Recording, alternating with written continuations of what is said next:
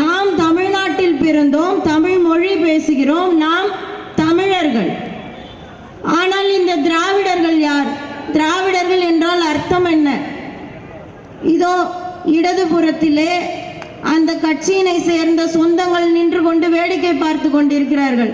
நான் வாய்ப்பு கொடுக்கிறேன், திராவிடர்கள் என்றால் என்ன என்று ஒரு வரியில் சொல்லி முடித்தால் இப்பொழுதே இந்த மேடையை விட்டு இறங்கிவிட்டு அவர்கள் கட்சியில் சேர்ந்து விடுகிறேன். வாய்ப்பில்லை. ஆமா, ஏன்னா திராவிடர்கள்னா யாருன்னு அவங்களுக்கே தெரியாது.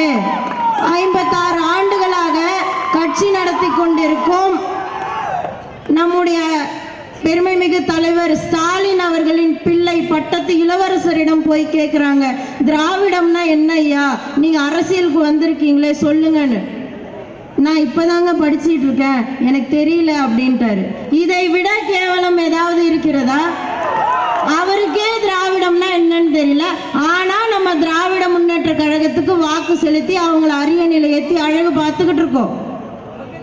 தமிழர்களுக்கு தேவை தமிழர் ஆள வேண்டிய கட்சி, தமிழ் தேசியத்தை முன்வைக்கக்கூடிய கட்சி தான். தமிழ் தேசியம்னா என்ன நான் சொல்லட்டா? நான் இருக்கிற கட்சியில நான் சொல்றேன், நாங்க சொல்றேன் கேளுங்க. தமிழர்கள் நிலமும் வளமும் சார்ந்த கனிம வளங்களை, காட்டு வளங்களை, நீர் வளங்களை பாதுகாத்து தமிழர் வரலாறையும் பண்பாட்டையும் கலாச்சாரத்தையும் பாதுகாக்கக்கூடிய அரசியல், தமிழ் மக்களை பற்றி சிந்தித்து தமிழர் முன்னேற்றத்திற்காக பாடுபடக்கூடிய அரசியல் தான் தமிழ் தேச அரசியல். இந்த தமிழ்நாட்டுக்கு தேவையான அரசியல், அதை முன்வைக்கக்கூடிய கட்சி தான் நாம் தமிழர் கட்சி.